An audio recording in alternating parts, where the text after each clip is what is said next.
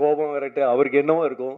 இது வந்து இல்லை, தப்பாக நினச்சிக்காதீங்க, அப்படி ஆரம்பிச்சிருக்கூடாதோ அப்படின்றது தான் கரெக்டு.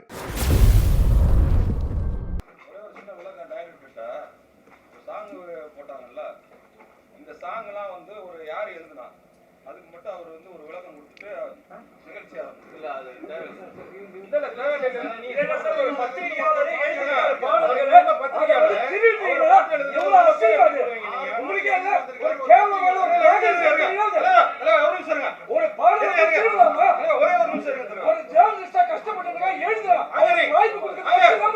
நீங்க வந்து நிகழ்ச்சி ஆரம்பிக்கும் போது என்ன சொன்னீங்க? பத்திரிகையாளர் நீங்க இல்லைன்னா நாங்க இல்லைன்னு சொன்னீங்களா சொல்லலையா? சார் அதுதான் சார், டெஃபினெட்லி டுவர்ட்ஸ் இல்ல கண்டிப்பா சார் டுவர்ட்ஸ் எண்ட் Q&A இல்ல கண்டிப்பா எண்ட்ல Q&A செஷன் இருக்கு, அப்ப கண்டிப்பா அது பேசலாம் சார். நீ பத்திரிகையாளர் விளக்கம் சொல்லுங்க, நிகழ்ச்சி நடத்துங்க சொன்னா அப்புறம் மறுபடியும் நீங்க சொல்றீங்க. முதல்ல அவரை விளக்கம் சொல்லுங்க. முதல்ல ஒரு எங்கன்னு ஒருத்தர் அவர் எழுதுனதை நீங்க வந்து பேர் போட மாட்டேன்னு எப்படி சொல்றீங்க?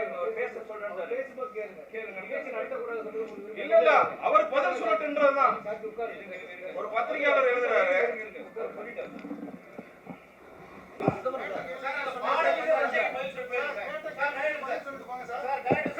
Thank you so much.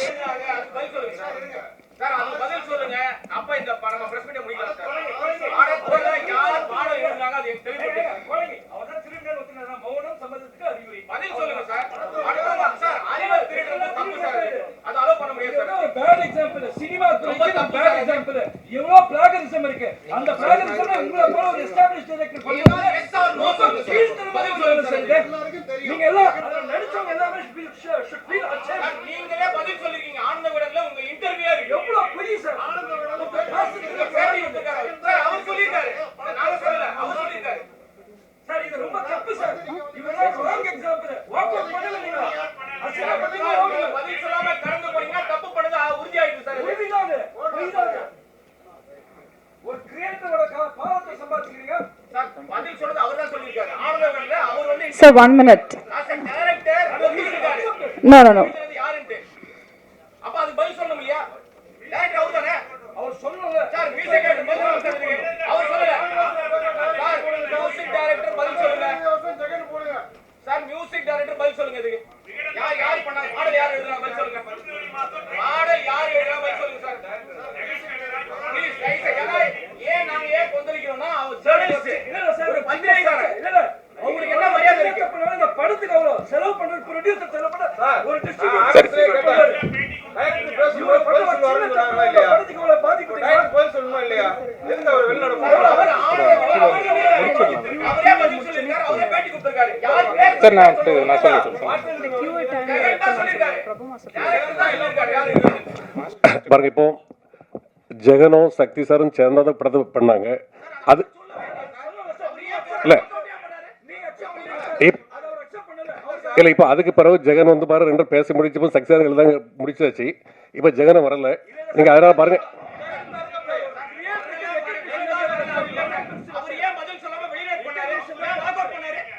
இல்ல அதான் ஜெகன் வந்து அக்செப்ட் அந்த பிரச்சனை முடிஞ்சிட்டு நீங்க முடிஞ்ச பிறகு அந்த பிரச்சனை இப்போ பாருங்க ஜெகன் இப்போ ஜெகன் வந்து பாருங்க இந்த கம்ப்ளைண்ட் கொடுக்கவே இல்லை. நீங்க அதனால பாருங்க, அதனால இந்த படத்துக்கு பிரச்சனை பண்ணாதீங்க.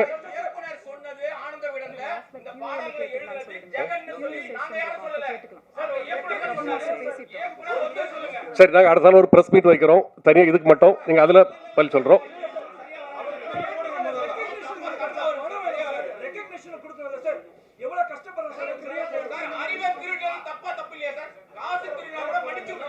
இப்போ பாருங்க, இங்க ஜெகனும் இல்லை டைரக்டரும் இல்லை. நீங்க பாருங்க,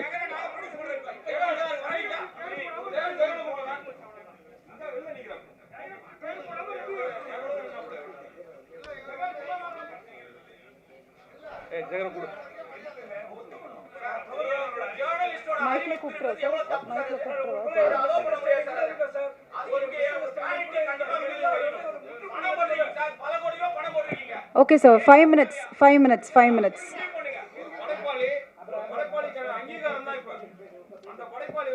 இல்ல சார், we respect, கண்டிப்பா உங்க எல்லாரையும் நாங்க ரெஸ்பெக்ட் பண்றோம். ஒரு 5 minutes.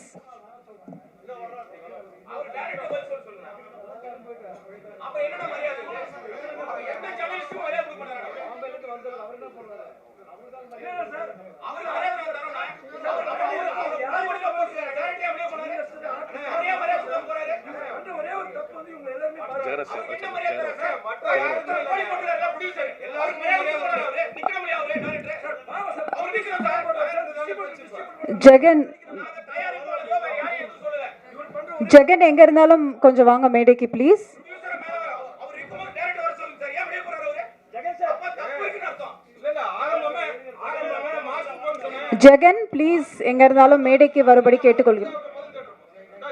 ஜெகன் ப்ளீஸ் ஸ்டேஜுக்கு வாங்க.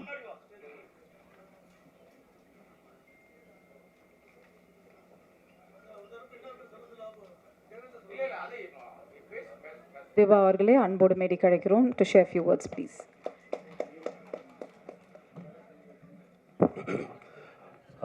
எல்லாருக்கும் வணக்கம். அண்ட் ஜாலியோ ஜிம்கானா ஃபஸ்ட்டு என்னோட நன்றி ப்ரொடியூசர் சாருக்கு சொல்லிக்கிறேன். ஏன்னா இந்த மாதிரி ஒரு கதையை ஓகே பண்ணுறதுன்றது ஒரு கட்ஸ் வேணும். அவர் அந்த ப்ரொடியூசர் சார் வந்து very passionate and very brilliant. Scene எடுக்கும்போது கூட இப்படி ஆராய்வார், அதெல்லாம் ஆராய்ஞ்சு இப்படி இருந்து அப்படியெல்லாம் சொல்லியிருக்காரு. அது ஃபுல் ஆஃப் பேஷன் அவர் ப்ரொடியூசர். ஃபர்ஸ்ட் ஆஃப் ஆல் ப்ரொடியூசருக்கு இப்படி ஒரு ப்ரொடியூசர் நம்ம தமிழ் இண்டஸ்ட்ரி எனக்கோட ஆக்சுவலாக 4வது படம்ன்ற ஒரு படம் எனக்கு தெரியும், பட் 4 படம்ன்றது எனக்கே ஒரு ஆச்சரியமாக இருந்துச்சு. அண்ட் இப்போ இன்னும் நிறைய படம் எடுக்கிறாரு. So my best wishes. உங்களை மாதிரி ஆளுங்க டெஃபினட்டாக தமிழ் இண்டஸ்ட்ரிக்கு தேவை. Thanks for this film also இருக்கு. அப்புறம் சக்தி சீதாபுரம் ரொம்ப வருஷமாக நமக்கு தெரியும். நம்ம இப்போ டைரக்டரு அந்த மாதிரி இல்லை, நல்ல ஒரு ஃப்ரெண்ட்ஷிப்பில் போயிட்டுருக்கு.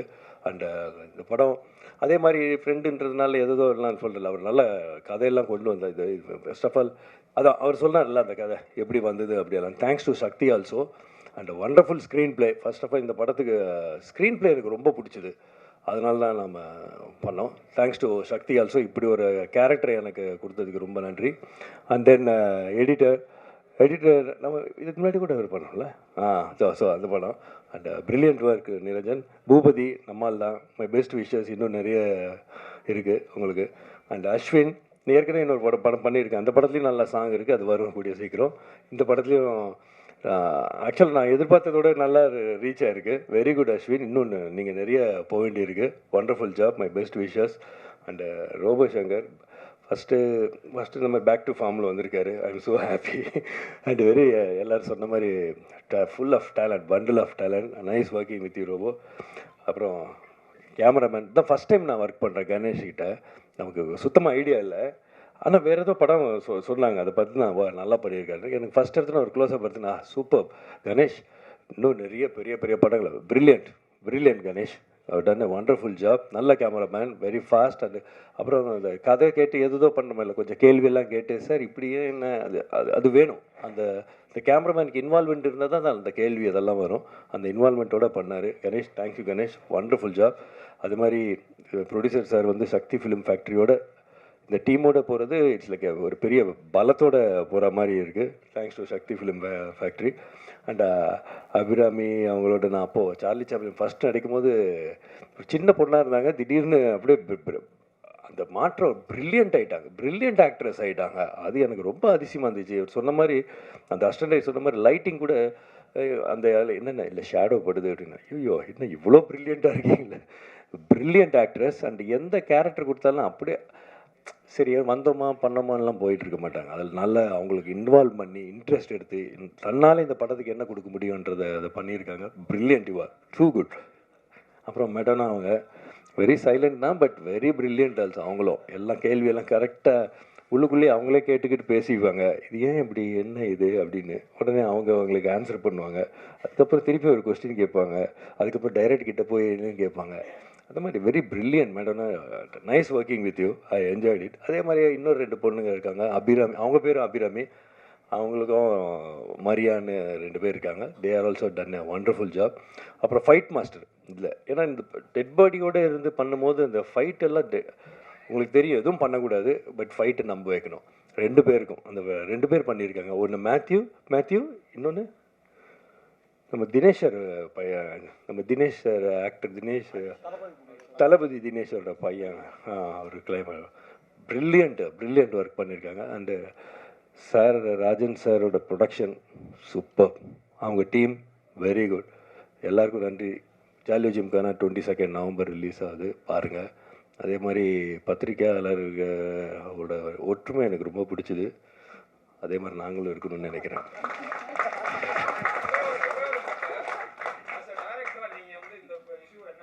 ஆக்சுவலாக அவர் சொன்னார் ஜெகதீஷ், எனக்கு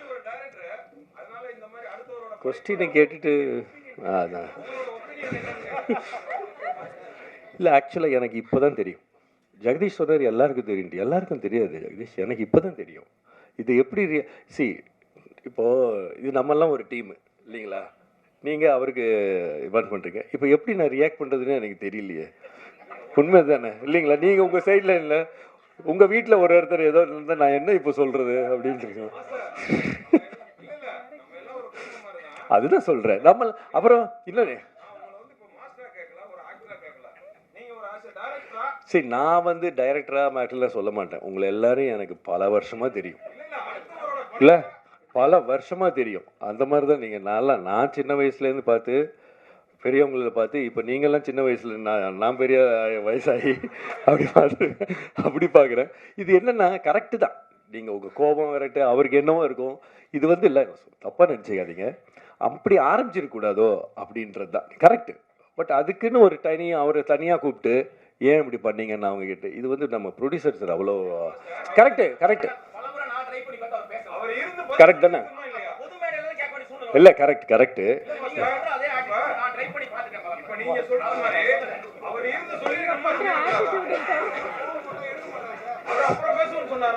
சரி கரெக்டு தான். அதுக்கு இல்லை கரெக்டுங்க. அதுக்கு ப்ரொடியூசர் என்ன பண்ணுவார்? கரெக்ட், அது அவரோட ஃபங்க்ஷன் இல்லையா? இல்லை எதுக்கு பாதிப்பு? நீங்களாம் நம்ம ஆள் தானே. நீங்கள் என்ன நம்ம சிச்சு அப்படியெல்லாம் நினைக்கிறது.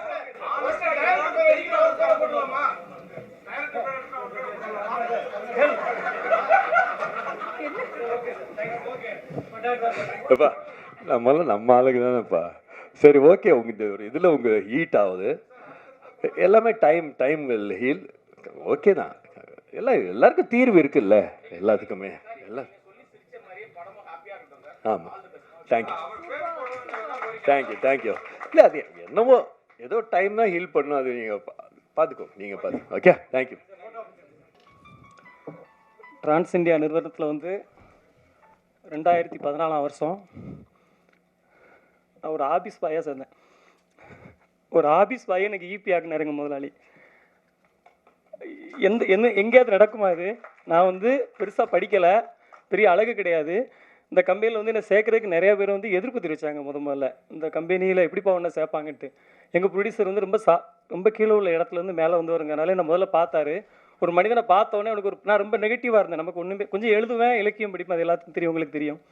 அப்போ வந்து எல்லோரும் என்ன சொன்னாங்கன்னா, நீ இன்னும் பார்க்க ஒரு இதாக இல்லையப்பா, அவ்வளோ பெரிய கம்பெனியில் வேலை செய்யணும். சாரி, நான் நேரில் பார்த்துட்டு என்ன சொன்னாங்க, எனக்கு பேச முடியல, சாரி ரொம்ப பேச முடியல, கவலையாக இருக்குது. இப்படி இந்த மேடையில் நான் இப்படி வந்து நிற்க வேண்டி இருக்குன்னு நான் சத்தியமாக நினைக்கவே இல்லை. அப்போ சார் என்ன சொன்னாங்க தெரியுமா? ஃபஸ்ட்டு, நீ ஆள் நல்லா ஹைட்டாக இருக்கியப்பா, இது எவ்வளோ பெரிய பாசிட்டிவான விஷயம் தெரியுமா? ஹைட்டாக இருக்கிறது ஒரு பர்சனாலிட்டி, நீ அதை மூலம் நினச்சிக்க அப்படின்னு சொல்லி ஃபஸ்ட்டே ஊக்குவிச்சு, நான் ஆஃபீஸ் பாயாக இருக்கும்போது எந்த சேரை தொடச்சனோ அதே சேரில் சார் என்னை உட்கார வச்சாங்க.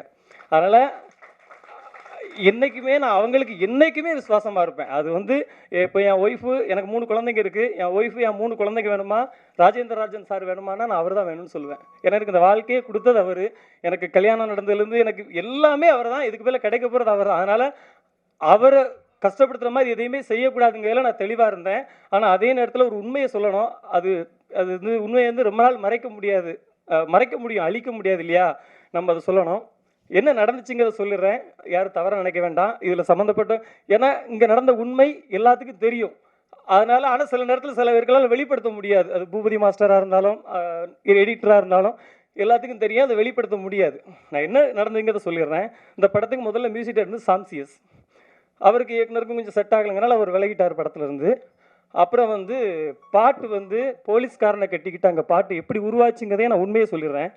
சிகப்பு சூரியன் ஒரு படம், சில்க் சுமிதா வந்து கண்டா மாப்பிள்ளைன்னு ஒரு பாட்டு வரும். அதில் வந்து போலீஸ்காரனை கட்டினா அடிப்பான், டாக்டரை கட்டினா அப்படின்ற மாதிரி ஒரு லிரிக்ஸ் வரும். அப்போ வந்து நாங்கள் வந்து மலையாளத்தில் ஒரு பாட்டு வந்து பெரிய ஹிட்டான ஒரு பாட்டு இருந்துச்சு. அந்த பாட்டோட டியூன் எடுத்து மியூசிக் டைரக்டருக்கு அனுப்பணும். அப்போ நானும் இருந்தோம், டைரக்டர் இருந்தார், கோ டைரக்டர் காமராஜ்னு ஒருத்தர் இருந்தார். அவர் தான் இதோடைய மூலகர்த்தா. இந்த பாட்டுக்கு ஐடியா சொன்னது அவர் தான். இப்படி ஒன்று பண்ணலாம்னே மியூசிக் டைரக்டர் வந்து அந்த டியூனை உள்வாங்கி, ஆனால் அதை காப்பி அடிக்கலை, அதை விட பெஸ்ட்டாக ஒன்று கொடுத்தாரு. கொடுத்த உடனே அதுக்கு வந்து டியூனுக்கு வார்த்தை எழுதணும். எழுதும்போது டேரக்டர் உட்காந்துரு, நான் உட்காந்துருந்தேன். டியூனை கேட்டு ஏன்னா தத்தகாரம்னா என்ன அப்படின்னா நிறைய பேருக்கு தெரியாது, டேரக்டருக்கே தெரியும், எனக்கு தெரியும் தத்தகாரம்னா என்னட்டு. அந்த தத்தகாரத்துக்கு நான் வார்த்தைகள் எழுதினேன், சில இன்புட்ஸ் அவர் கொடுத்தாரு, பாட்டு எழுதி முடிச்சு. நான் எப்போதுமே இது வரைக்கும் என்கிட்ட இருக்குது எல்லா பாட்டையும் நான் எழுதி இயக்குனருக்கு தான் அனுப்புவேன், மியூசிக் டைரக்டருக்கு நேரடி அனுப்ப மாட்டேன், இயக்குனர் வழியாக தான் போகும். அப்படி உருவாச்சு. அப்படி அந்த பாட்டு வந்துட்டு இருக்க நேரத்தில் ஒரு இடையில என்ன ஒரு பிரச்சனை வந்துச்சுன்னா, டைரக்டருக்கு எனக்கும் நான் ப்ரொடக்ஷனில் ஈபி இப்போ எங்கள் சார் ரொம்ப எல்லாத்துலேயுமே கணக்காக இருக்கணுமாங்க. அதாவது படத்துக்குள்ளே எவ்வளோ நாள் செலவு பண்ணி வேஸ்ட்டாக செலவு பண்ணக்கூடாது, கவனமாக இருப்பாங்க. அப்போ சில விஷயங்கள் ப்ரொடக்ஷனில் கொஞ்சம் எக்ஸஸ் ஆகுது. ஒரு 8 கோடி ரூபாயில் துவங்கப்பட்ட படம் 15 கோடிக்கு மேலே ஆகுது. இப்படி ஆகும்போது அங்கே என்னென்ன பிரச்சனை இருக்குங்க நான் சாருக்கு கன்வே பண்ணேன்.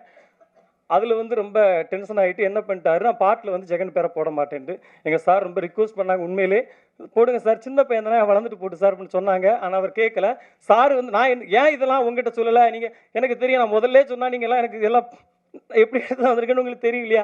நான் எதுக்கு சொல்லலை அப்படின்னா, நான் அந்த பிரச்சனையை பண்ணால் அவர் டிஐக்கு வரமாட்டார், படம் ஃபஸ்ட்டு காப்பி எடுக்க முடியாது, 15 கோடி ரூபா செலவு பண்ணிட்டு வந்து பிஸ்னஸ் பிரச்சனைலாம் இருக்குது அப்படின்னு சொல்லிட்டு நான் அமைதியாக இருந்தேன். இன்றைக்கி கேட்டதுனால உண்மையை சொல்ல வேண்டிய ஆயிடுச்சு. இது வரைக்கும்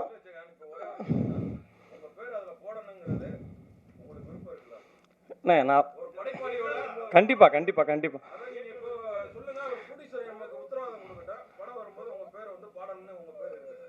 இல்லைண்ணே, அது ப்ரொடியூசர் என்ன முடிவு எடுத்தாலும் அதுக்கு கட்டுப்படுத்திருக்கேன். ஆனால் இப்போ எனக்கு உங்களுக்கு இப்போ உண்மை தெரிஞ்சு. ஆமாம் ஆமாம் ஆமாம். நான் சொல்கிறேன், உங்கள்கிட்ட யார்கிட்டயாவது நான் சொன்னேன்னா இது வரைக்கும் இந்த மாதிரி தகவலை அந்த இயக்குனர் தான் பதிவு பண்றாரு. பதிவு பண்ண இயக்குனரே இப்ப மௌனமா இப்ப நீங்களே சொல்லிட்டீங்க, எல்லாரும் முன்னாடி இப்ப நீங்களே சொல்லிட்டீங்கல்ல, நான் எல்லாமே இயக்குனருக்கு தான் எழுதி அனுப்புனேன். ஏன்னா இயக்குனர் ஓகே பண்ணி தான் மியூசிக் டைரக்டருக்கு போகணும். இதுதான் ரூல்ஸ். பணம் எடுக்கிறது பிரச்சனை இல்ல, அறிவை தான் எடுக்க கூடாது. அது ரொம்ப ஒரு படைப்பாளியா உங்களுக்கு அங்கீகாரம் வேணுங்கிறது சக பத்திரிகையாளரா நாங்க இப்ப கோரிக்கை வைக்கிறோம். நிறுவனத்துக்கு பேரே வரல, ஊரே நிறுவனத்துக்கு இப்ப இதுதான் எல்லாருமே தெரிஞ்சு நீங்க எழுதின இப்போ பாருங்க இதுதான் ஃபர்ஸ்ட் டைம் என் கவனத்துக்கு வந்திருக்குது. நீங்கள் இதை பேசிட்டு போயிட்டு இருக்கோம். இந்த ஃபங்க்ஷன் முடியாது. அதில் இதை நான் ரெண்டு விசாரித்து என்ன படம் நாங்கள் டிசிஷன் எடுக்கிறோம். நான் ஜெகட்டும் பேசிட்டு எட்டு பேசிக்கிடுறேன், பேச முடிவு எடுக்கிறேன். இல்லை ஆமாங்க, ஒரு 4 பாட்டு மெயினான பாட்டு, அந்த பாட்டு 4, 3 ஒரு சின்ன சின்ன பாட்டு 4 வரிகள் தான் வரும். அது இயக்குனரே சொன்னது தான். ரொம்ப நன்றி, ரொம்ப நன்றி. அதாவது தரணியது அழிந்தாலும் சத்தியம்தான் அழியாதப்பான்னு ஐயா வைகுண்டர் சொல்லுவார். அந்த சத்தியத்துக்கு சாட்சியாக நீங்களாம் இருந்ததுக்கு ரொம்ப நன்றி. என்னால் யாரும் மனவருத்தப்பட்டிருந்தா நான் பாதம் தொட்டு மன்னிப்பு கேட்டுக்கிறேன். நன்றி. Thank you so much. So yes, அடுத்தபடியாக த ஹீரோ.